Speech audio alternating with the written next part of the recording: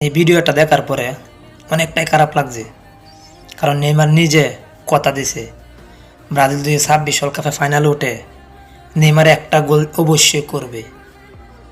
এমনি মারিস না, আমিও তো আর্জেন্টিনা করি, কিন্তু নেইমারের এমনি মায়ের দেখলে খারাপ লাগে, কারণ তার জীবনটাই গেছে মায়ের খাইতে খাইতে। যেহেতু একটা স্বপ্ন নিয়ে চলতেছে, এভাবে মারিস না। ব্রাজিল ভক্তদের মনটাই ভেঙে যাবে যদি নেইমার 26 ওয়ার্ল্ড কাপে না খেলতে পারে। আঘাত করিস না এভাবে, কারণ নেইমারের খেলার জন্য আমিও তাকে ভালোবাসি।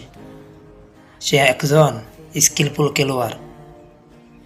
ওকে, এই ভিডিওটা দেখার পরে অনেকটাই খারাপ লাগছে, কারণ নেইমার নিজে কথা দিছে ব্রাজিল 2026 ওয়ার্ল্ড কাপে ফাইনালে উঠে নেইমার একটা গোল অবশ্যই করবে।